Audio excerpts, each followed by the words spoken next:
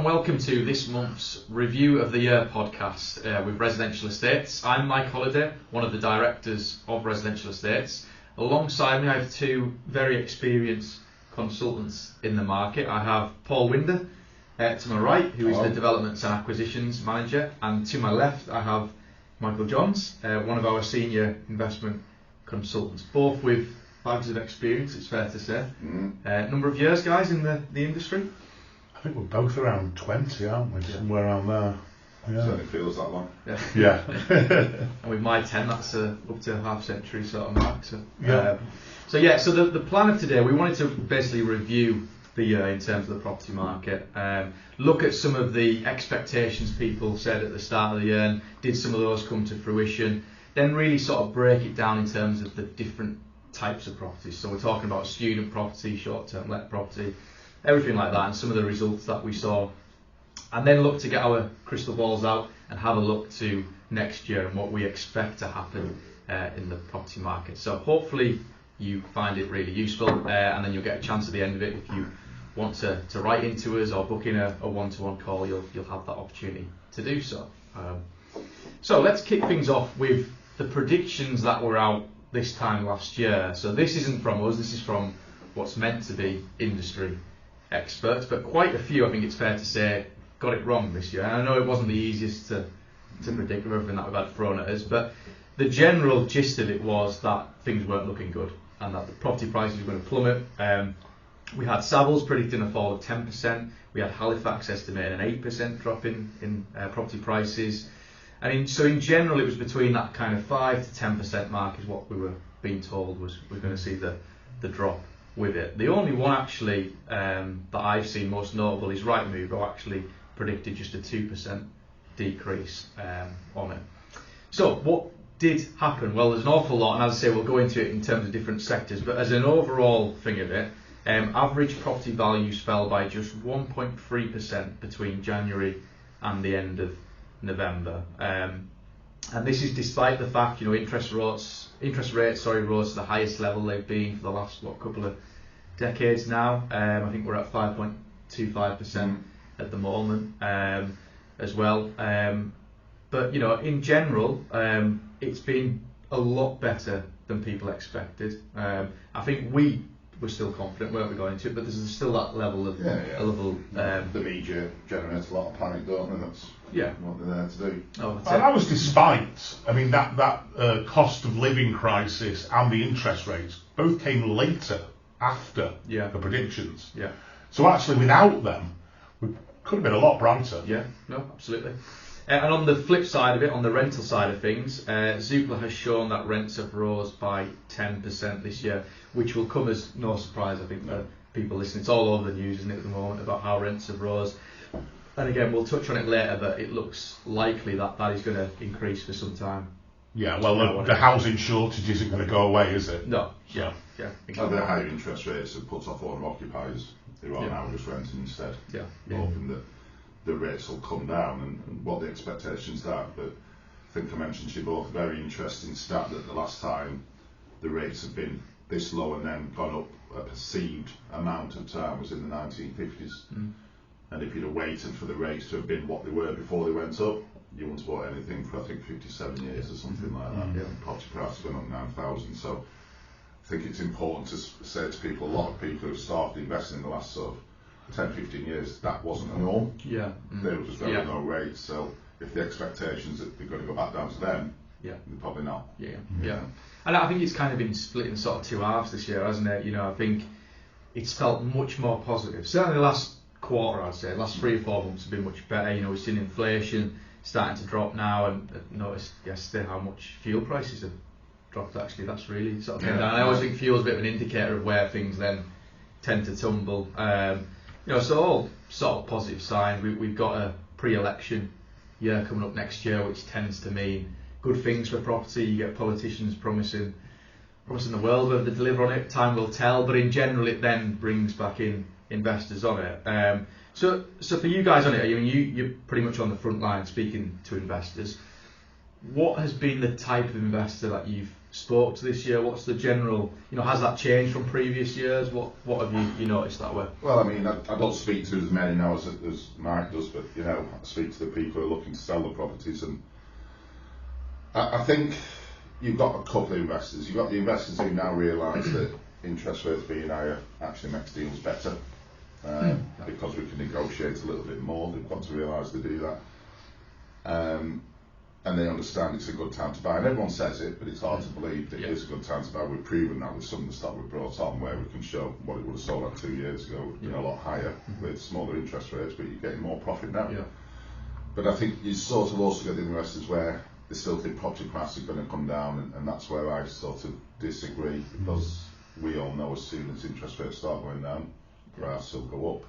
And if someone says to me now, would I rather buy a property at 120 grand now, 140 grand in 6 months, if it's the same property in the same amount, I know which one I'd rather pay. Yeah. You know, so it's just trying to explain that to some, that it's not going to be 2% when it comes, and if you're waiting for it, you're going to have a long wait. And is that harder to, have you seen more experienced investors because of that? Ones who are used to those sort of barriers and understand actually it's a good time to buy. That's quite hard to teach a new investor, isn't it? Someone new to. Well, for me, it's quite simple. The people that are telling me, or have been telling me this year, I'm going to wait because prices are going to come down. These are the guys who've been on my database for 10 years and have never bought anything. And I always go back, I'm not a big fan of his, but one of my favourite quotes in real estate is Donald Trump. And it's about land, but it transfers very well to property as well. Don't wait to buy land, buy land and wait. And everybody knows that an investor's best friend is time. And a lot of people you see more recently we're speaking to people who are coming to us expecting to get rich in 2 years, 5 years. It's just not going to happen. You can make good money in that time, but your real, property is a long play. And you've always got to remember that. And you sometimes will have to sort of come out of the property market and say, well, where else are you going to put that money? What is there out there that you're going to put that money? It's not like people have suddenly lost all this money now. It's still there to invest in something. And we know with stocks and shares, with gold, all sorts of stuff, it's so volatile. Properties are always there and the demand's always there. If you can get 5% in a bank now, when I negotiate trying to bring a property on, whether it's a development or whether it's a single property for sale, I tell that we're going to need to be more than 5%, because someone else can get that anyway, so how they do it, hence you get a better deal for it. So then I've got to go to 7% to show the value in it. And like I say, it's correct. Sometimes I think with onset of things like social media, etc., and I know this will go out on social media, but there seems to be a lot of get-rich-quick schemes out there, don't there? And sometimes, even though that famous saying, if it's too good to be true, sometimes it is. But not all the time is it not. No. So it's we've got some excellent product now. One with double-digit returns, aren't we? When else are you going to get that? So I think it's them two investors. You get the ones who do understand, and these are probably the people that bought in 2008 and 2009 as well. They waited because they do wait, but they wait for things like this. I think it's the people who sort of see an easy option that want to wait for this 2% again to come back, which is not going to. Like you say, the odds are how many will still be sat there over 10 years. And the overseas market, is that still strong? Have you seen overseas investors still looking into the UK? Well, I was just going to refer actually to a time when me and Paul were selling overseas, and we were selling all over the world, and we couldn't get a sale in Thailand. And when the tsunami came, we had more inquiries the week after the tsunami when that hit than any other time for that particular property. And people do look for opportunities in the market, because that's where you really can make a difference. You don't want the same as investors don't want the same as everybody else. They want to have that edge over the next person, because if you're selling a property in, let's say, in Manchester, there's also 100,000 other people that are selling their property in Manchester at that particular time. Well, I think Paul often mentions it. If you see something on the news about where's a good place to buy, it's too late at that point, and everyone's piling in at that point. Can you be getting to a party when it's like going to a party and everyone's already left? And I think that's the case with some of the social media, and I'm not against this. There's some very good teachers out there, very educational. I think the ones that are trying to sell their secrets, not secrets, they've done well off that secret. Yeah. Probably. Don't share it. No. Keep it to yourself. Said I would. Yeah. But you were also saying about people who've been coming forward and asking for particular things. I've noticed a lot of people trying to hit on those trends, like a big one has been rent to rent. Yeah. Particular R2R SA. Yeah. And there's just no longevity in that as an investment. If somebody's making tons of money out of your property, you're not going to stand by and watch it. Yeah. You're going to find a way of doing it yourself. And there's rent to rent actually enables people to enter the property market that shouldn't be in the property market because they haven't got the money to invest their own money, their own commitment. Yeah. So actually they're not really invested into it. Yeah. It doesn't matter if it works for them or not. And if you have a bad month, it's so critical, isn't it, to that? If you're an investor, if you want to rent and it doesn't work for 1 month, that's your profit margin just gone. And it's not like you've got an asset at the end of it. You don't own anything. So it's, it is 10 years when that property's gone up by X%. Yeah. They're not the ones going to be benefiting No, by absolutely, selling. yeah. It's the landlord's laughing. Yeah. You know, so he's had a committed rent for ages. Great. Doesn't really care if it works or not, and then he's going to make the money out of the asset in the long run. No, exactly. So let's look to sort of break it down in terms of the different sectors, different types of properties that they are out there. The big one we probably will start with, because I'd like to say we're experts in this field. We've been selling and managing short-term let property for the last 25 years. So let's look at short-term lets and the furnished holiday let market, which does, as we often say, divide into two. Yeah. It's certainly on the rise, particularly the short-term let side. More so on those corporate city let market. I was looking at some stats before this podcast, and 53% of corporate firms now say they use serviced apartments as opposed to hotels. This time last year, that same study had it down as 39%. And I think certainly our short-term let team would vouch for that. There's a huge uprise in that. Airbnb, the biggest short-term let platform out there, has seen an increase of 25% of corporate bookings. As well. So, and those areas on it, as we know, doesn't have to be a major city, doesn't have to be Manchester, Liverpool. It can quite often be your quirky places. Again, for our experience, like Halifax, Heswell on the Wirral, that type of places where there isn't the supply. Contracts and corporates don't just work in major cities. No, they're everywhere. And like I say, when we talk corporate, it's not just corporate. It can be insurance, it can be anything. Yeah. You know, we've said this many times on our podcast, the amount of options you've got on this model, and it is an option, is limitless. Yeah. You know, we've had people who stop for 1 month, end up stopping for 6 months. Yeah. You know, so it is, and they are the places where nobody else thinks, oh, trendy, but it's simple, it's supply and demand. Yeah. There's nothing for them. And the reasons, I mean, there are literally hundreds of reasons for corporates using apartments ahead of hotels. I think some of the big ones over the last few years, during COVID, banks stopped investing in hotels because there was no market at all. So a lot of hotels weren't improved. And I see all the time now pictures of people posting online, they're staying in hotels and they're so run down and so ragged. Whereas people who have bought apartments, you know, it's an emerging market, and everybody's trying to outdo the next person. So that's one big reason for the corporate side. But you look at it from a corporate perspective. If you're putting somebody out there into a hotel, you're paying for their meals, you're paying for their laundry, you're paying for all these ancillary services. Whereas you put them into an apartment, they can do everything themselves. And I know from an ex-procurement guy's perspective, it's so much more cost effective for a company to put people in apartments. And it's getting block bookings as well. We always say it's so hard. A hotel can't just block off for 2 months somewhere. They will take individual bookings in random times of the year, which is fine, that's their market. Whereas short-term let providers like ourselves, we don't do that. We make sure we keep it free in certain times of year so that we can encourage those free 4 month corporate bookings on it. I mean, again, and I've mentioned this on these before, but you know, I lived in Cheshire and I worked in London. Yeah. You know, and the first thing I said, and this is before we did this about 20 years ago, I was in a Premier Inn for either Monday to Thursday or Tuesday to Friday. Mm-hmm. You know, it's a 4-hour journey down, 4-hour journey back, which you're doing in work's time, and I'm going down, costing at least £500-600 quid, because like you say, for the food, etc., all that sort of thing. And the first thing I said is, why don't you have an apartment? Yeah. Because then they get more productivity out of me. Yeah. Plus I can stop there all week, or weekend if need be, etc. They're not having to pay for anything like that. They can have more than one person. I can have people there. It just makes so much sense. No beers out. No.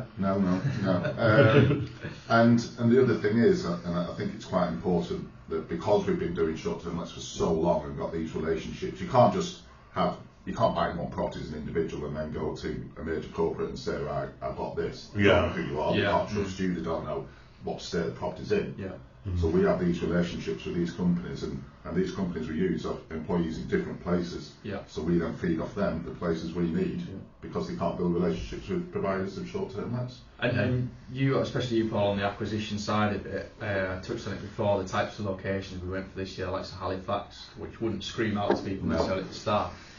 I noticed now we've been very much dealing with the relocation that you work with, the likes of Silverdawn and stuff, who say, right, these are the areas that we need more accommodation for. Is there any particular areas that jump out, you know, looking ahead to next year that you would, for this corporate let side? Or? Still searching for Coventry. Yeah, the elusive Coventry, They keep bringing them. Yeah, and sort of the Nottinghamshire side, you know, all that. There's good business down there, you know, Derby, where was that? God, I was after the end of that, but where was it, Derby? What's around there? So Retford, Nottingham, Sheffield. A bit further down as well. I'm trying to think where I was. Leicester. Leicester. Yeah. You know, all those sorts of places. Yeah. We're very close to looking to get something in Chichester on the coast as well. And it's about finding those properties where the price is good for the area and the nightly rates are good. Yeah. We've always based everything, you know, around Premier Inn. Premier Inn for us is good, like I said. And we've said countless times that if you go to every Premier Inn during the week, it's full, and it's not full with tourists. No. It's got big vans out there, you know, and that's the market we want. So it's always been our model to find these locations that supply to us by our providers, but then making sure we negotiate at the right price in the right properties. In the right locations. And I think the government, with this whole levelling up thing that they've tried to last year, has helped in these sort of places. You know, the ones that we look at, I'm thinking of like Rotherham and Halifax and stuff. There's a lot of regeneration, isn't there, into the area, which helps when they're doing the regeneration because you have corporate workers who need accommodation. But then once it's done, you get the likes of Rotherham we had this year, where they've got massive business park with huge employers like Rolls-Royce, Airbus, that of course need accommodation for it. The world's much smaller now. Transport links are so much better, and you know, if you're a business, you're a business for a reason. So instead of paying £1,000 per square foot to have a factory, you probably want to pay 500 if that location, you know, is like a Rotherham or something like that. You know, that increases their profits, that increases their business, and that increases our trade as well. But and these sort of locations, well, the big benefit is obviously purchase prices are much lower. So there's a lot more people that can enter into the market and buy a property and get the yields that short-term lets provide. So Paul, I'm guessing we are going to see more of those sort of locations next year. That's the plan, isn't it? With it? The flip side of the short-term let market is the furnished holiday let market, which has took a little bit of a hit, it's fair to say, on it this year. I think let's balance the argument out a little bit. I think we expected a lot more from the actual staycation market after COVID, and we thought that was going to have a huge impact on rentals in the UK. And I think we hold our hands up a little bit and say it wasn't as lucrative as we thought it was going to be. We try and jump on these markets and try and take advantage of them for our investors. But just common sense tells us now, looking back, that it can never be as lucrative as the corporate market.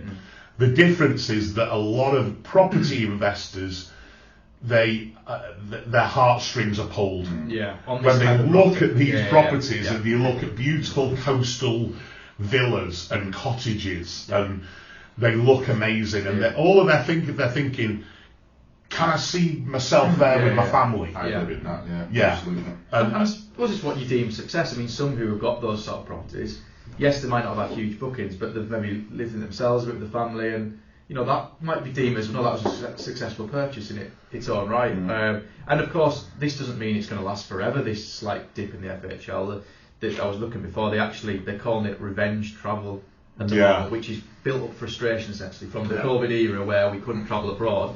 Everyone's piled in now and wants to go flying away. That could easily return back. So maybe we've just had a bad year in that sense, and people have done that. I'll hold my hands up. Big fault of mine is that I don't care too much about emotions in property. All I want to see is that bottom line. I want to see my investors get the most for their money. When people come to me and say, I've got a budget of 200,000, where would you put it? And I put them in 3 different properties. If I miss out on an opportunity for that person, I'm gutted. Do you find it hard then for some people? Because when you're presenting to them Halifax, Rotherham, not the most sexiest places, let's say, is that hard to get that across of, look, I'm trying to show you the financials here? Then all I can do as a consultant is present the facts to them. If they then decide that they're pulled in a different direction and they want to go for a holiday let and they feel really good about that, then I've not got a crystal ball. They might be right, but I'm going to tell them what I think is going to happen. Generally, I've been right in this area. I'm not always right, but generally on this I've been right this year, and I've been trying to push people into places like Doncaster and Halifax and Preston, all these high performing areas that we've had this year that have done amazingly well. I mean, we're seeing net yields of 12, 13, 14% in year one with some of these. And then you look at some of the other areas that we've done that just have performed nowhere near that. And that 12, 30 foot is on the purchase price. It's not just on cash invested. If you run with a mortgage, which again is something mentioned, we've seen lenders having a little bit more appetite now, haven't we? In the FHL side, well, and in the general side as well, it has been a bit of a struggle. It's been a hard 3 or 4 years really for everyone. But it's the same when I do my appraisals just for single freehold property that comes along. It's like, right, okay, I'm not telling them what their property could effectively be worth in a normal market. I'm trying to price up a deal for our investors. And they say, well, I'll say it's 160 grand, and they say there's one on street sold for 180. And so and that's why investors buy it at 160. I'm not saying it's not worth 180, but if you want a quick sale with the tenants in it, etc., this is what it needs to go on for. Well, I want 180. Well, why won't they buy that one then instead? Where that's vacated and they can get higher rent than the rent you're getting. And that's an important point actually, and our responsibility is always the buyers in that sense, isn't it? We're always trying to get the best possible price. So, if you are a seller that's wanting, the highest possible price for your property, I think probably isn't us. We're an investor club at the end of the day. We're there for buyers, isn't it?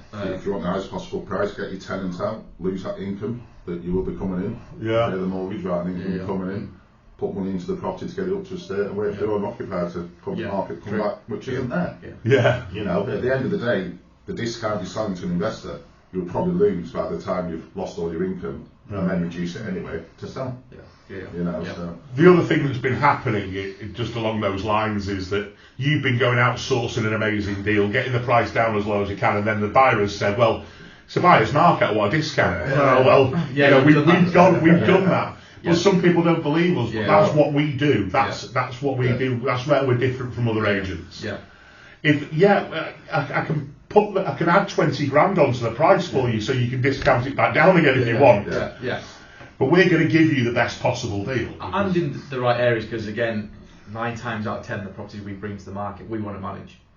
So we're actually picking it selfishly for ourselves, and if we are choosing good locations to manage, well, hey, that means for an investor you've got to buy in a good area.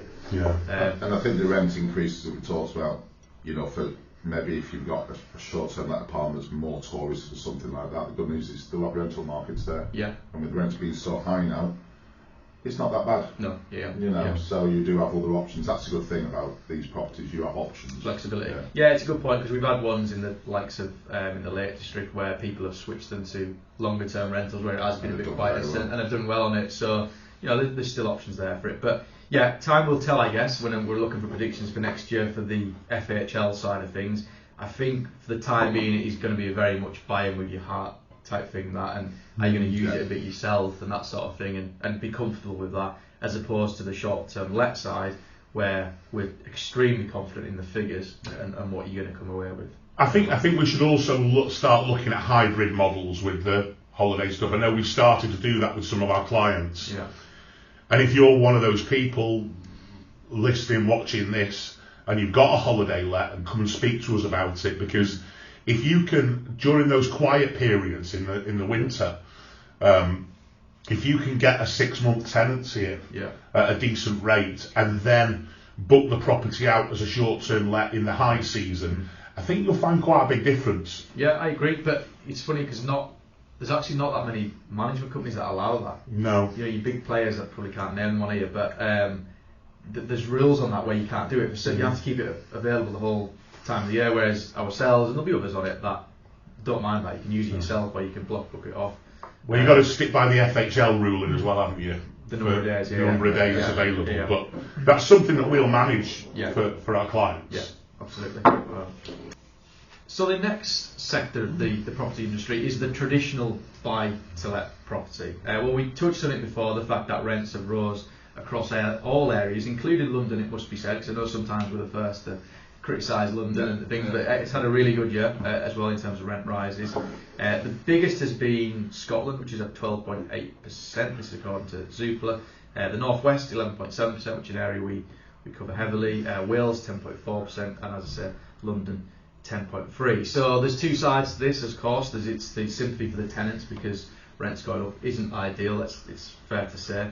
But for the landlords, the hike in mortgage rates that we mentioned, it does help soften that blow a little bit. I have several chats with our lettings department, and they've seen a huge surge in inquiries. Any property they bring on, it takes no time at all of getting them away. There's even been instances this year where tenants have offered higher rent than what it actually is going for, which is something you don't do and you don't accept it. But the fact people are doing that just shows the demand that there is there for it. And, you can't really see it slowing down, can you, at the moment? No, and I think that when we started this year off, it was quite apparent that AST rents, standard rents, were at such a low level that they had to go up. And actually we were selling more STL, short-term let property, because standard buy-to-lets just weren't working. Yeah. The gap was like that, wasn't it? Where it has huge now, hasn't it? But if you look at those locations, Scotland, North West and Wales exceeding London, what's actually happening there is a levelling across the UK as well. Yeah. So that maybe the poorer areas are increasing more than the richer areas. And so there's a bit of a levelling. And one of the reasons for that is the corporate activity we were talking about earlier. Yeah.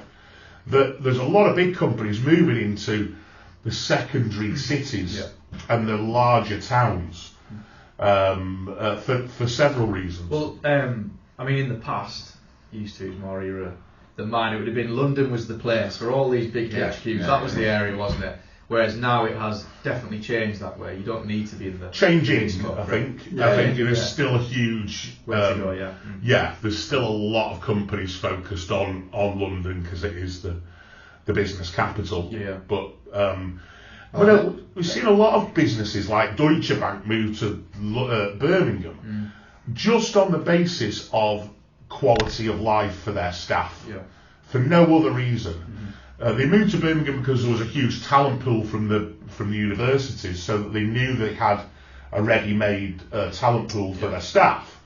But the main reason was productivity, and they recorded a 50% increase in productivity moving from London to Birmingham. That's huge, and that's another big reason for. You look at an area where we've got some properties in Loughborough, very good university, and more people are stopping there, so you have a younger pool as well. Who are then start going into town, and then it just exponentially explodes. And that's what you're doing. And what these rents, I doubt there's ever been a year where rent's gone down. No.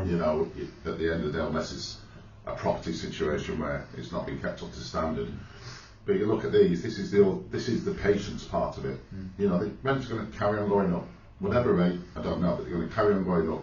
You buy at a price, and the more that rent goes up, the better you're doing. Yeah. That's what property investment's about. And I think we should say on our side that we obviously promote short-term let property, which you mentioned, but the flexibility is always there with these properties. We are also showing what the AST rentals would be on that. I know we had one recently in Hull, George House, which the rents when we first went to launch it off plan, we were predicting £625 a month for a one bed, and they're being let for £750. Yeah. So the difference of how they have shot up, it's a huge increase on it, and that's only going to go one way. So yeah, you might see properties and we hammer on about short-term lets because that's doing really well, but don't forget what a good safety buffer you've got there. Yeah. The normal AST. Again, it's about us just providing numbers. Someone can say, right, what about this property? What are my options? This is your AST rent. This is your short-term let estimate. You know, with the rent, we can be more accurate. Yeah. Are you going to guarantee a short? No, but based on all the knowledge we have, all of the areas we have, this is our expectation. Yeah. And one thing I always say when I say it is, if you're not sure, let the people who are sort of more risk orientated do the work for you at the start. You just get an AST in for 6 months, and then ask us a question in 6 months when we can actually give you figures. You know, and then make a decision from there. Yeah, no. It's funny how things happen in certain areas, well, which drags people to it. I was looking this morning, and Wrexham apparently was one of the busiest rental locations across the UK this year, with 56 inquiries per property on average. Obviously, with the Paul Ryan Reynolds and buying into Wrexham, it is an area, Paul. Actually, you said to me. It might have been about a year ago, and just as they were getting into it, wasn't it? We need to be looking at just never been able to find the right thing yet because at that time, another study, living in Wales myself, I think Wrexham was voted the lowest price per square foot property wise as well. You know, so when you've got that massive rental demand and that sort of thing, it's somewhere where we are going to try and look at. But then at some point, it all catches up and it's like, right, okay, that boat's missed. The prices go too high and stuff.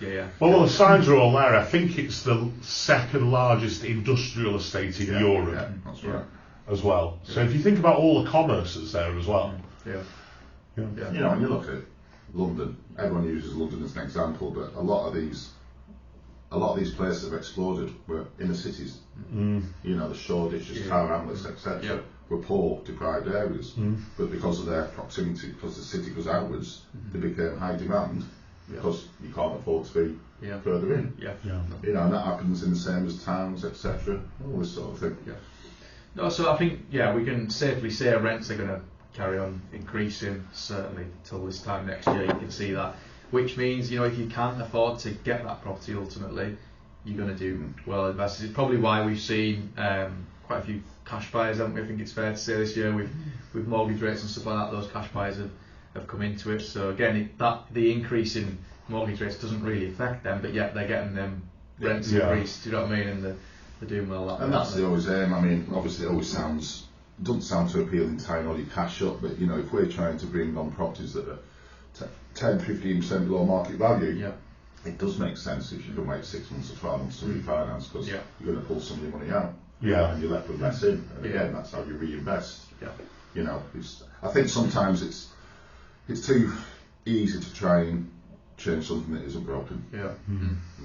And you've had a few clients, Mike, haven't you, particularly who've refinanced the last few months, who've come out and their rates are actually far lower than what they were then or what the market is now on it. Can be, I mean, the lenders tend to look after their incumbent customers better than they do for new customers. Right, okay, So they want to keep hold of the business that they've got. Particularly if they've got somebody that's been paying that hasn't missed a payment for 5 years. Because that's what the whole risk is all about, isn't it? That's what they're. If the buyer defaults on this property, because it is a buy to let, but still the buyer's got to pay the bills. If that buyer defaults, how am I going to sell it? How quickly am I going to be able to sell this property in order to get my money back? And that's the automatic assumption when they do evaluation. They assume that person might not be able to keep up. He's going to default. So very rarely happens, but you can understand why they treat the customers where they know they don't. Better. And the other thing about mortgages is that by buying cash, you're taking out a big variable out of your calculation. So your interest rates are a huge variable. So you don't really know when you come to reserve a property what it's going to be. So it could be, at the moment it could be 5.2%, it could be 6.2, it could be 9%.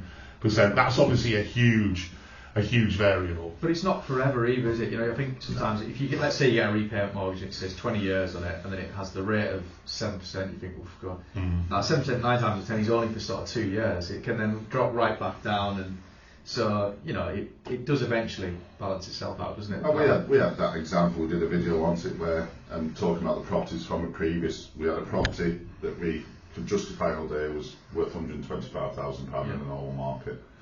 2 years ago, let's say, and we know that rent was 550. We had it on at 107 with a 750 rent. Yeah. The only difference is the mortgage rate is higher now, but you're still more profitable on buying it now than you were. Yeah. Exactly. And then guess what? In 2 years, rates go down, you can refinance. And you get the best of all worlds then. Yeah. So there's a lot of logic to, we try and have a lot of logic in what we do, don't we? Funnily enough, we've had less people pull out this year than we have the last few years. Yeah. From when they reserve. But I think sometimes, I was speaking to a customer last week that had to pull out because she lost her job.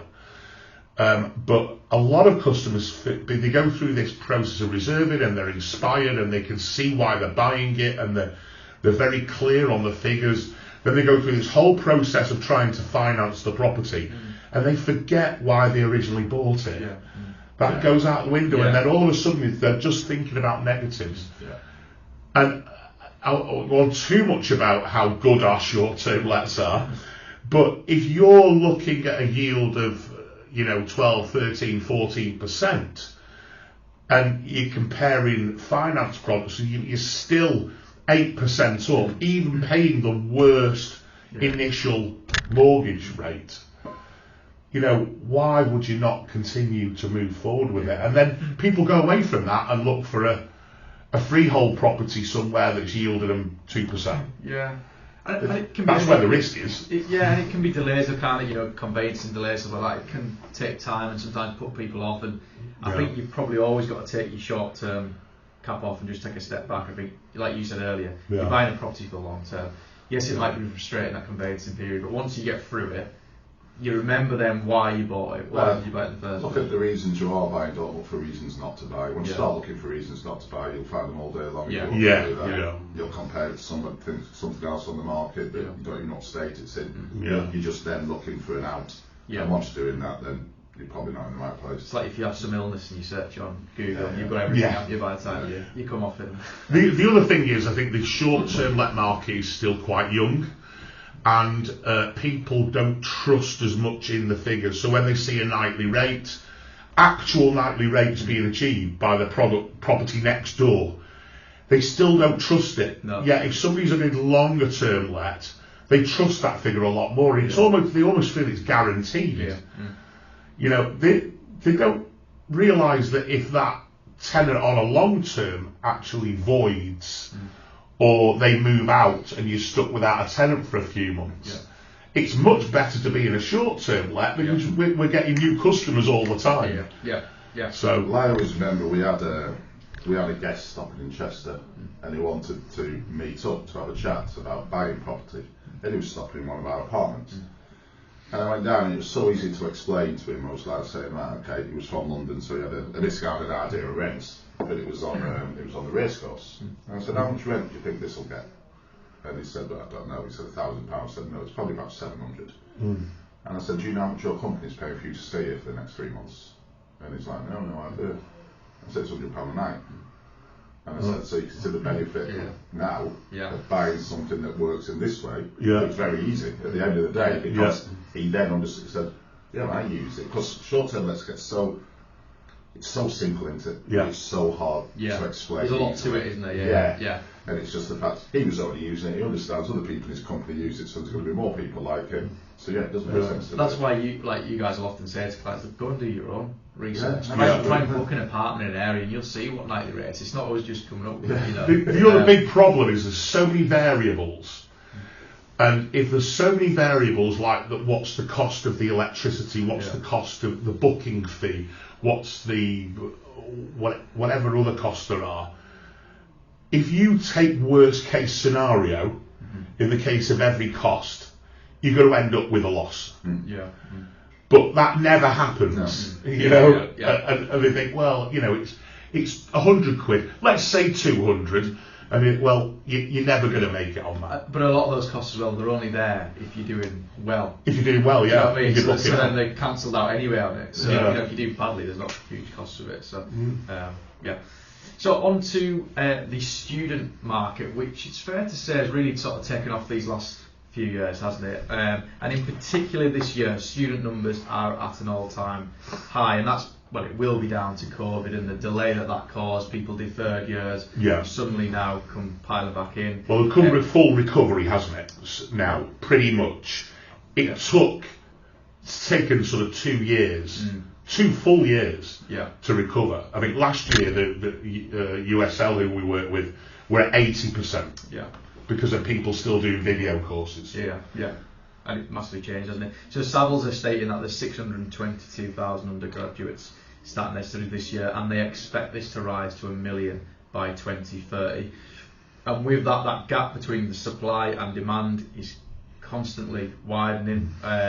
You know, we see these days, you mentioned USL, I know that you know, by October, it's all booked out. These, you know, purpose-built blocks, student accommodation, you know, and students are then having to find the likes of hotels and things like that to stay in, which just isn't great at all for them. But it was like anything, you know. I mean, it's probably been going for 10 years, hasn't it? You know, and the stuff 10 years ago probably isn't as good a quality as the stuff is now. But it was a fad. That's how people saw it. It was not understood, and now it's very much recognised as a legitimate source of property investment. Just works in a slightly different way because it's more yield focused, obviously. But these people need somewhere to stop, and like the key in what we do when we look for somewhere is, everyone again will always usually say Liverpool, Manchester, etc. Guess what? Most of the people that stood there actually live in Liverpool, Manchester. You know, so the areas like we've done obviously a lot of work in Kiel. They are students from that need somewhere to live. They don't have many other options. You know, so there's a science to that as well. But without a shadow of a doubt, we now know, because this generation is now growing up with purpose-built student, aren't they? You know, they're probably less inclined. They're probably less inclined to go into a ramshackled old HMO that's not looked after. You know, a lot of the HMOs we sell now are professionals. You know, who, because of the rent increases, need different accommodation. So the student market's done very well, and you had a client yourself, didn't you, who's just seen it work and has reinvested again. And this is his tried and tested method now. Absolutely, and in an area, that particular client in Newcastle under Lyme, the Kiel area, which we focused on a lot in the last few years, it was only 2 years ago when we were looking at rents of £125, £130 a week. That's now as high as 200. It's probably an average of 170, 175, but a huge increase in rents on it, and that's not going to change. And it's all the reason Paul's saying, you know, from a student point of view, they love it. They've got the games room, everything paid for. From a parent's point of view, they've got the security for their child being there. The overseas market, John Z, love student properties. Absolutely, From both a parent point of view and an investor's point of view, is it worth you talking through as to why that is? If you're an overseas investor, why is student property? It's very simple. 2 main reasons. One is that the main fall down of student accommodation for the UK domestic investor is that you can't finance it. And we've never even pretended to try and mortgage. You can get commercial loans on them, but we've never even gone down that route because it's too complicated. We prefer to deal with cash investors because we feel that's the best way forward, and they're cheap enough. Overseas investors, generally speaking, will use cash anyway. The second one is that it's totally hands-off invest. So you know, it comes fully furnished, it comes ready to go, it's managed by the managing agent, they're managing everybody else on the site as well, they're not having to source their own management company, everything's handled for them. So, you know... but is that hard as well, because you mentioned before, and overseas clients and people who like the big cities and stuff, we know in the particular student properties that we bring on, it isn't in those major cities because it doesn't work. You're going to get the same rent, for instance, in Manchester as you will as Kiel, so why not pay half the price of the property? But is that hard explaining that to an overseas client that says to you, Mike, I want to buy in Manchester and I've heard student property looks good, and trying to switch it is hard because people still think they they know better, and they want to buy in Manchester, and they want to buy in Manchester because they're going to get better growth on their student property. That doesn't equate, because the price of a student property and the value is derived from how much rent it generates. It's not valued by a bank. So it's really hard to get across to people. And you know what? There'll be hundreds of thousands of overseas investors who've invested in Manchester and Liverpool with student property that are renting their properties out for £90 a week for 40 weeks of the year. Whereas down the road in Newcastle under Lyme, which none of them have ever heard of, they're renting for the full 51 weeks, 52 weeks of the year and getting £179 a week. That's crazy. But it's all down to, as Paul said before, supply demand. It's complete supply demand. But if you look at those figures, 622,000 now, and it's going to be a mill by 2030. That is just crazy, because at the moment, universities are not investing in their own property. So we're seeing more and more university halls closing down and becoming more reliant on the private sector. We can't build that amount of apartments in the UK in that time. We probably can't build a tenth of what's required. So that makes student property probably right up there with every other investment type. And it will make rents go up, and you make a good point on how we price student property when we come to resell it. It very much starts with the rents, and we've always said, don't expect huge growth on student property. They're not that type of thing that you buy into. But again, on Kia, we have seen a bit of growth. Some people who bought off plan for just under 70,000 that have sold it for 80. In only a couple of years span on it. So I've done really well that way. So if we see rents continue to rise, like you say, and if those numbers increase, you will get a little bit of growth. I always find it quite funny because it's not a year turnaround business student, is it? You've got to wait a little while. No, but emergency things can happen, can't there? But if you come out with 50% on top of the money you've invested over 5 years, does it matter whether it's in equity or yield? The different property sectors aren't there. So if you only increase by 10% on the student property, you have to sort of remind people, but you've been getting 10% on your cash also over the last 4 years. You probably have 50% more than what you invested. It doesn't matter how that 50% derives. That's why there's different property strategies. Especially when there's no mortgages involved, like you mentioned at the start of it. So what I would say though is that a lot of our clients will not have seen the best days of student yet in their properties. What happens with these big blocks that are being built? When they first open up, the management company will get it full. And they'll go in at a rent that's way, way, way below. I mean, this year, at the start of the year, properties in One London Road were renting for 134 a week. At the end of the year, when they were filling the last few, they weren't renting anything under 165. That's a big difference.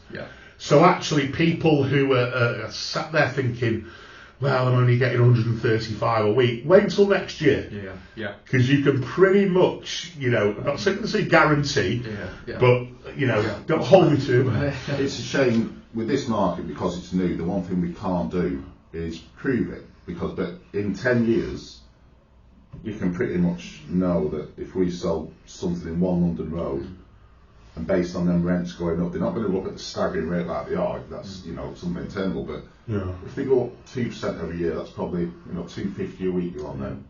And what's the price per an apartment there? It'd be quite a lot more. So you'd be doing all right. But like I said, because it's new, we can't do that yet. No, and so I think the student market's in a really strong place, like you say, and I think we never tend to bring on loads, do we, Paul? We don't like to have huge selections of student property. And I actually think in the market there isn't huge selections. I think going back to sort of 5 years ago, I remember there was a ton of purpose-built student blocks. You don't really see that anymore. But we're very picky in terms of the areas we choose. We've got one at the moment, haven't we, in Huddersfield, which is right next to a brand new health campus. It's got all the story behind it. That they still need stories behind it and getting it in the right areas. But I think we could be in, like Mike says, for a really good year next year in student property for those landlords that have got it. I think the hard thing sometimes to explain to people who you're dealing with is we refuse a lot more than what we take on. Yeah. You know, someone said, well, why haven't you got something there? Yeah. Because we don't think it works. Yeah. Not as Yeah. well as what we've got. We're in a lucky position now where we can sort of demand what we want and what we put on and say no to a lot of property. Yeah. So there is always a reason why we've got a property on wherever that property is for sale. Yeah, it's amazing how many times I'll because I speak to maybe 30 people a day on the phone, new investors, and they'll come through for the first time and they'll say, have you got anything in Swansea? Well, you're in Japan. How do you know where Swansea is, let alone what it is? Well, yeah, I've heard that's the place to invest. And you kind of think, the place to invest in what? You know, it can be such a broad sphere. And there's a rerun of Homes Under the Arm, aren't there? Yeah, exactly, yeah. It's, I mean, and that's it. I think the one thing we always try and do, all our consultants, everyone, when we're bringing it on, all of us, is give you a valid reason as to why you think it's worth buying. Like I said, you can take us to lunch, can't make a drink. If someone wants to buy somewhere else, that's fine. If someone wants to believe other numbers that sometimes can be proven wrong, that's fine. But as long as we're confident in what we're selling, you know. And it's finding out what they're after. I know we'll mention at the end the one-to-one consultations that we do, but it's why that is so important. And when you both get a client that comes in inquiring, the first thing you guys ask them is, right, so what are you wanting to achieve? Where you want to go with it? Rather than you straight away say, right, there's this property, there's that property. Listen to what they're after, because there's a lot of matchmaking to do, isn't there, between locations and the types of property. They don't all fit. It's a bit of a jigsaw puzzle, and that's why you need to listen to them first. And they're so valuable, them free, consultations. Oh yeah, having it. It's expectations, isn't it? I would state my limited reputation on the fact that if you ask most investors who are hardened investors what gross yields do you want to work on, it will nearly always be 6 or 7% or something like that. There's a realistic expectation of demanding 10% now. Where's that expectation come from? It's come from these things that you hear are possible. We may be able to get you one, but even if you're expecting 6 or 7 and you say 8, then all of a sudden it's not good enough. It's more than what you want. Well, funnily enough, in the 1980s, they used to call it the 2% rule. If anything yielded a gross of over 2%, then you buy it, because that was so valuable. I've got people now telling me they're not going to buy something because it's not over 10.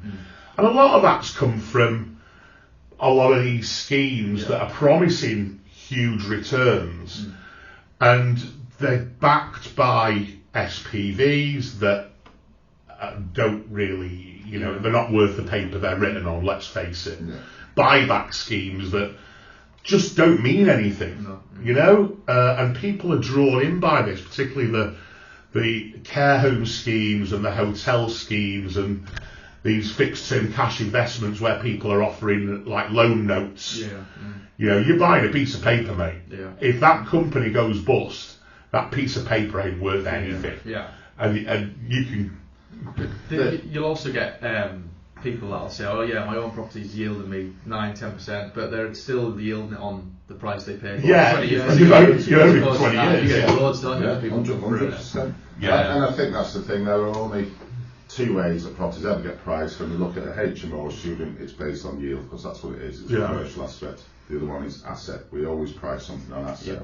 And obviously, I know we're going to cover a little topic in a minute where, for some reason, people don't look at the asset value. They just believe the numbers that are quoted. Well, let's expand on that, Paul. It's a good time to do it. So, in terms of other notable sectors of the industry, one of the big things that's on the rise at the moment is social housing. Some of you may have seen it out there at the moment. We've not touched it yet. That doesn't mean we're not going to, but do you want to just talk through, Paul, why you have to tread with caution and what... And this happened to one of my clients who sort of asked me my opinion on it. And again, I'm not going to name developments or anything like that, but I just ran through the numbers for him. With social housing, what happens is some developer or some sort will buy a lot of properties. He will contact a housing association or something similar. They will then home vulnerable people or people who need assistance, something like that. And then it becomes a yield-based product because they get paid massive money from some backing, and that backing can go. And this particular property was bought for it was on sale for £195,000.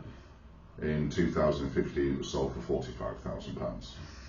but the numbers looked amazing. Yeah. And when he understood that, you're doing it, because if that 25-year agreement was to pot, well, that 195,000 property is going to get a market rent, which was about £500 a month. So it's just been priced, what you're saying, on because of this rent, this backing, as opposed to the bricks and mortar of it being. And it's sold on this thing that over 25 years you're getting £317,000 for this property in profit and stuff like that.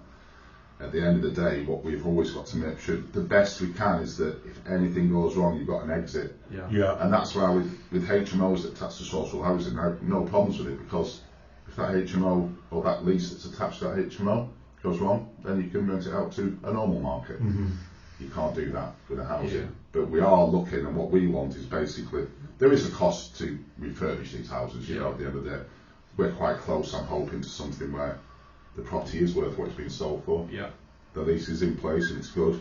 But if that lease falls down, then that rent will be the same as well. So you're not losing anything. But I think it's very scary. There's so much of it going around, and like I said, we can't, it's not about naming names, it's just do all the same. If something looks funny, do more due diligence. You know, just have a look at what property prices are in that area. On the flip side, there's people that come to me and say, well, you're selling a one-bedroom apartment in Doncaster for £80,000, but there's a 3-bedroom house quarter of a mile away that's £10,000 less. And a lot of people just don't compare like for like. Well, you get it a lot, don't you? Is this, that sort of touches on the freehold versus leasehold argument, and it's still not going away with that. No. You know, people still are quite reluctant with leasehold property. How do you get around that? What is your advice to investors that would tell you that? In the ideal world, everybody would have freehold in a property. The problem that I have with it is that the actual value of having the freehold is sometimes irrelevant. People are walking away from deals, high yielding deals, because they're leasehold and they prefer to have freehold. And so I've got a guy who turned away a leasehold deal. Now, I sold that to somebody else. It was an apartment in Halifax. That place is yielding net 14.5%. Now, I know the guy walked away from that deal and bought a house in Liverpool. It has to be Liverpool, doesn't it? It's in Liverpool, and he's yielding a gross of 2.5%. He was promised 8%, but he's limited. But he got the freehold. How much is the freehold worth? Is the freehold worth 12.5% a year? No, it's not worth anything really. Where it becomes important is if you're selling to somebody else who wants the freehold. But at least the responsibilities that guy in particular has with it, you know, things go wrong, you're responsible for it. You've still got a sink fund. You've still got to have money to maintain the property. Exactly. If your roof blows off, you've got to pay for that. You know, there's no real difference. I mean, we do try and provide options for freeholds. You know, it depends what comes on, so that's not an issue. But I think just going back to that, it's just have a look at the asset. And like I say, I mean, I see it all the time, and you know, with comparisons, I hate comparisons because again, you don't even know if that listing you see is real, because we know, you know, a lot of things that are alright don't even exist, that were sold years ago. And you can show 10 properties that prove something is worth more than what you're paying, but then they'll pick the one that they can find that's lowest, because when they see something where we market below market value, they've seen something wrong, so they look for something that's not actually comparable to what you're doing. But going back to that point, you know, 25-year these things, I think just be very, very careful. You know, if it works for you, like you say, the yield, it looks good, but you are effectively buying a very expensive piece of paper. I think as well, you can sort of compare it a little bit to student property in the sense that, you know, if you're concerned about a rental guarantee and things like that get offered, we always say, don't we, we'll take the rental guarantee away. Imagine if it's not there. Will this property rent out for the and get you that natural yield? You Does it correlate with the going market rent? That's what we always say to people. Have a look at, you know, speak to the housing association. How much are people paying per week for property in this area, and where are they staying? Now, we've done an analysis of this in quite a few different areas to evaluate what areas for student property are the best to invest in. I think we've done more analysis on areas for student property than any other part of the real estate business, because it's very important. The longevity of the deal is very important with student, because let's face it, when you bring a new block of apartments on in a new area for students, they're brand new, everybody loves them because they're new. And they've got the latest Wi-Fi, and they've got a lease line, and they've got roof terrace and laundry and CCTV and all of these things. But as they get older, it's important that they're in that location where there's always going to be a demand. Now, we're quite lucky with student property because the demand is forever growing. Yeah. But it's still important to be in the best location, and we've done a lot of analysis on what else is out there in the market and what they're renting for. And we generally go with the places where we know there's a shortfall. Well, because we know if the rents aren't there, the price is unfortunately going to drop on student property. It's priced by that way. So yeah, it's crucial that you always look for it. Yeah, and I think the other thing, the freehold versus leasehold, you get 125-year lease, and people say it's not long enough. I don't know what the expectations are of your life expectancy. Yeah, what's your secret, mate? Yeah, and even if that's going through the generations, you've got 2 or 3 generations in there, you've got to look at your expectancy, so if your plan is 20 years, it doesn't affect you at all. Yeah. And you can pretty sure how the world is rapidly evolving, that lots of flats probably won't exist in 100 years, will they? You're right, but it doesn't mean that there aren't bad leases out there. Oh no, we still see some, don't we, with doubling ground rents, things like that you do have to be careful with. So I understand, unfortunately, there'll be people maybe even watching that and have been stung by that, and it can happen. And that, again, big part of your role in it, Paul, finding out that type of thing.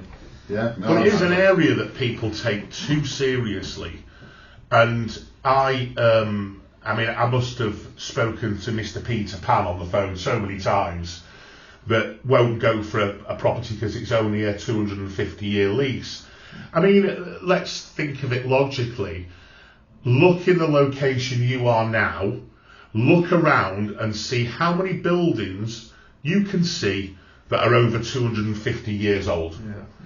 And I bet not many people can find one. We'll be living in pants in the sky in 100 years, like that, I would have thought. But yeah, no, it is, and I think that is one of the things. People think freehold, I've got no restrictions. You don't really have any restrictions with leasehold either. It's just they're doing it, and you hear a lot of bad stories in the press, don't you? The cladding thing was another one where but again, a lot of that now is redundant, so it gets covered. There's very few with ground rent now, is there? So. In terms of the freehold market, though, in an area that really well, Paul, you've done a lot of these, is the HMO market. It's something we didn't really touch at residential estates for a number of years ago, but we have incorporated into it. We had a lot of people asking for it, didn't we? And I think that's the thing. It's about strategies. There isn't. I've said this before. There isn't a one strategy fits all. And what I wanted to do, this is when it was part of my sales. I had someone who generally wanted to buy something, but I didn't have what they wanted. So I wanted to try and bring on everything. It's not for all we can do is talk numbers.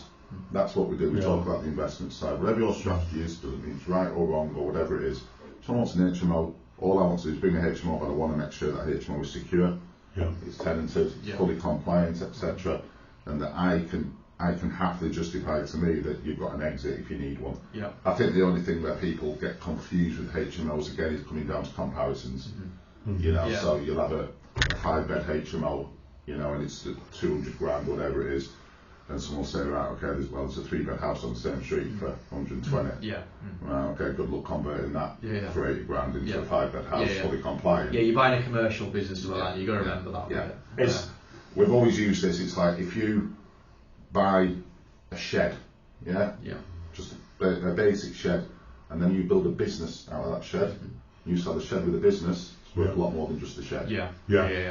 So it's about buying that business. Someone's put the time and effort to do that, and it just works. And that's why we've got a couple of HMOs now. One's just a standard HMO, and the other one has got a lease attached. But all the information I can get from that area, property data, etc., shows that you're probably going to get exactly the same if you need to let it on a normal HMO thing. But they are popular. Have you seen more landlords exiting the HMO market this year? Or? I've seen more landlords exiting in general, I think, because one of and again we've done a video on this, a landlord will usually keep his rent low if he's got a good tenant. But the problem is you can't just hike rents up, it's got to be gradual. And with interest rates, they've been on good deals, they're coming out of them. The problem with the low rent is now it doesn't cover the mortgage, they're in negative. So they don't want to sell, which is good for the people buying because I have to sell it on the rent it's getting, not what it could get, if that makes sense. So I've seen a lot, and obviously regulations, you've just seen a lot of people who are coming to the end of what their plan was. You know, at the end of the day, if they did it and started at 40, finishing at 60, they want to enjoy profits done it. And I've seen some people with some excellent portfolios. I was going to say, I suppose they can spread the portfolio now as well. You know, you've got, I don't know, 400 grand HMO. You can now buy 2 or 3 apartments in lesser areas that will still perform really well for you. And for some, they'll say, well, I'm de-risking it a little bit here. I'm spreading my portfolio, options. widen it. So we are seeing a lot. And it's good, it's just, we're not an estate agent, we're an investment company, you know, so my numbers don't suit some people because they're emotional about what they've bought. Even though I know they pulled all the money out years ago, and it's, you know, it's really when it's like they still think it's worth something, but, and I'll say, well, it's not going to sell on a 2% yield. And so, well, I bought it, but you bought it for 600 grand less than what you sold it for. So, so we are doing it, but it's quite buoyant. I mean, I think, like I say, we've always sort of said that it's a good time to buy, and I just want people to understand that this window isn't going to last forever. Because when we actually go down, you're going to have to make a choice as an investor. I'm going to feel more comfortable when I see other people buying and paying more, or am I going to believe the actual numbers of what something is and say, right, okay, this I get it now. This could be a good time to buy. You know, and I certainly think it is right now. The negatives are far less than the positives. No, I agree. So in terms of expectations for next year as a general thing, well, I think the signs have been strong out there. It's been a good finish to the year for us and for other people I know involved in the industry. Mentioned at the start the fact that it's a pre-election year next year. You know, history shows you that generally property does well in that sense. We expect rents to rise. We also, interestingly, and some of you may not know this, but we sit on the Bank of England panel every quarter, so we get a little bit of inside knowledge, which is, we've done it for the last few years. We've been obviously really interested this last year because of everything that's happened. You know, and the expectation there is that the interest rates will drop to 2% by 2025. So again, a bit like Paul said, some clients will look at that and think, all right, well, I'm going to wait till then, and that's fine. Or you may be a bit brave and say, well, you know what, no, I'm going to get in the market now. I'm going to get the property much cheaper because of that. And then see the full benefits. Come 2025. Because that's 2 years away, and that could be 20 grand's worth of income and 20 grand's worth of discount. That you're missing out on. So is waiting worth 40 grand? And I think in general as well, a lot of people are just holding back the buy at the moment. There's been a big sort of, hasn't there, wave of it, and they're going to come flooding back in at that point. And that's why I genuinely think we are going to see prices increase again. Now, I don't know whether that will be as soon as next year, potentially, but I think certainly 25 onwards, it will start coming back in, just because of the sheer volume of people we speak to that are just like, no, I've got the money there, but I'm just waiting. Well, we're missing, you know, all the quotes about house prices, etc. We're missing one full sector now, because unless you are in a good position, owner-occupiers really aren't buying. Interest rates affect owner-occupiers because they're buying affordability. And perhaps they could afford a mortgage that would have suited a 300 grand house. They can only buy a 200 grand house now, and this is their home. They don't want to sacrifice their home for it. So when that market comes back, then you really are going to see prices rise, because the full sector's better. It becomes a full open market then. And we're working in a bit of a closed one right now. I agree. People expanding their own house and thinking, right, can I get a garage and extension, something like that, and just see it through for a few years. It's like you had that same quandary for yours, didn't you? You know, extend or buy, and it's just okay. No, still don't know if you decided on it. I've still not decided that. I'll leave that to my wife. And Mike, your thoughts for next year? I'm going to sit on the fence. I'm going to do the right move thing and say either 2% up or 2% down. I think I actually think prices. We see prices change live, particularly you. You see. I mean, you're one of the drivers behind it, because you're going to owners and you're telling them what they can, your value in houses. For us, I mean, we've there's been a bit of a leniency in pricing with some of the developments that we've been selling. Not a lot, but it helps to get people over the line. But I mean, I can see prices increasing quite early on in the year. I think before the general election, there's the feel-good factor that the Conservative government are going to try and put across to the market. I think that's going to have quite an impact in bringing people onto the market. I think actually people are quite slow to move and make a decision. And initially, when we've had the cost of living crisis and we've had the interest rates, they're kind of waiting. But now we get into a new year, and I think a lot of people are starting to think, well, now is the time. I'm either going to move now or I'm going to wait for 2-3 years. Nothing in between. You're kind of at a you know.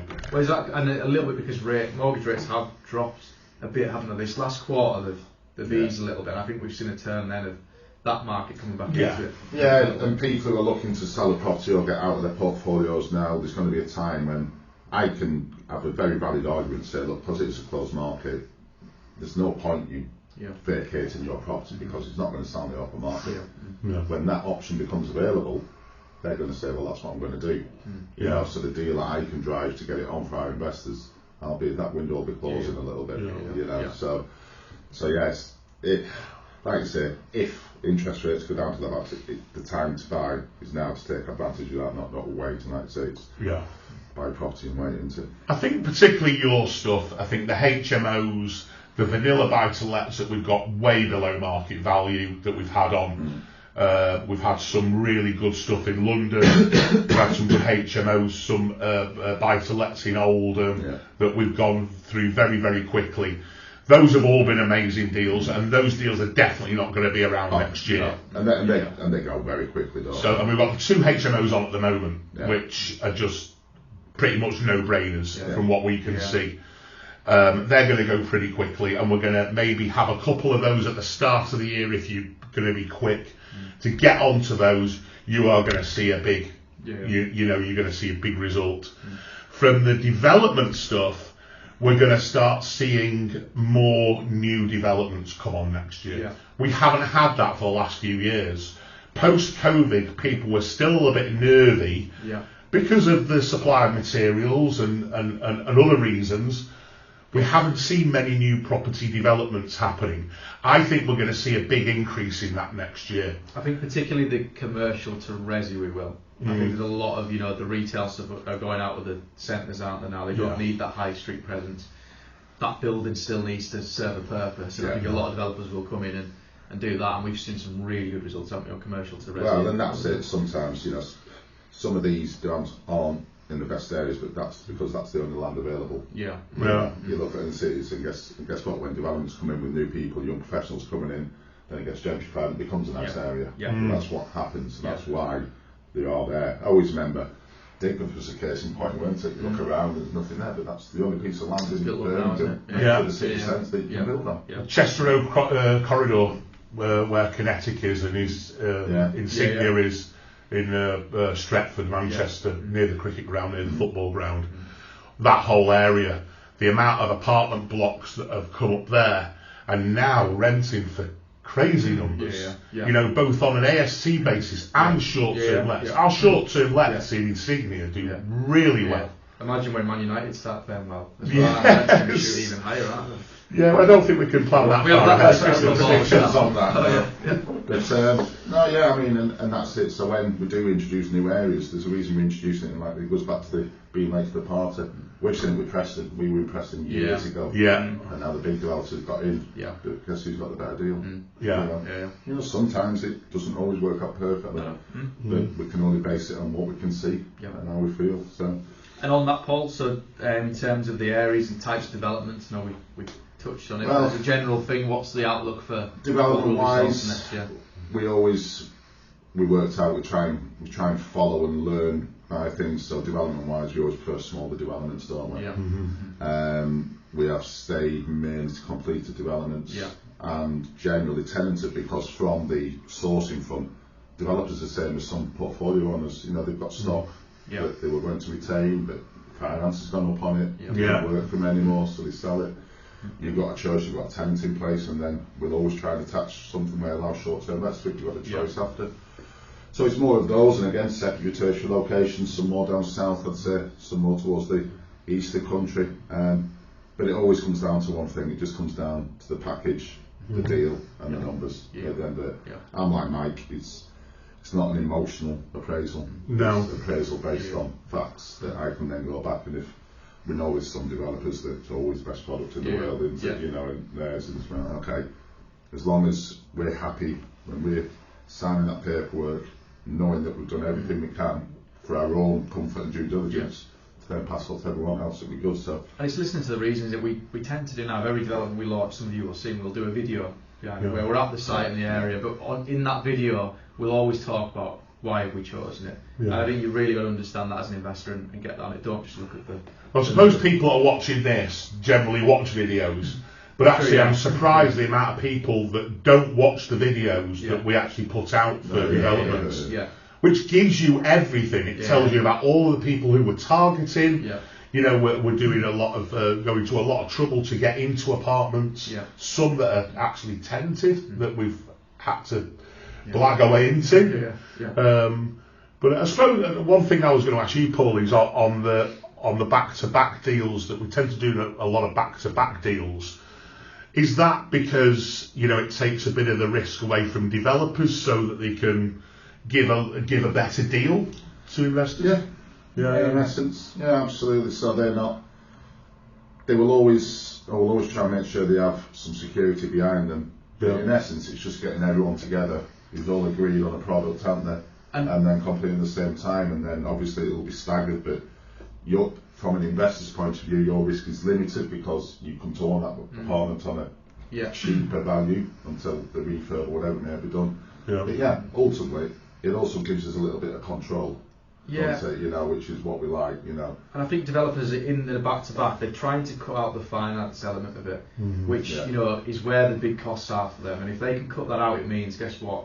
They can sell the property at a cheaper price. They can give something back to the people who do it. Exactly. So I think it is a real thing, and obviously we've worked on a few now back-to-backs, and it's a good point to mention. So I think we'll have more of them next year as well. So I think we'll leave it there. We've probably rambled on enough. There's so much more we could talk about on it, but I mentioned it earlier and I'll mention it again. You know, if you want to take advantage of speaking to one of our experienced consultants, the likes of Mike and Paul, please do. You know, we offer a free obligation one-to-one chat on that, where we will just listen to you to start off with of what you're trying to achieve with that pot of money that you've got there, and then the guys will advise of what they think suits your particular needs at that moment in time. We're going to be asking you as well what you want, what your expectations are 2000. Please tell us. You know, the more people who do that, the more we can supply what people want. Exactly.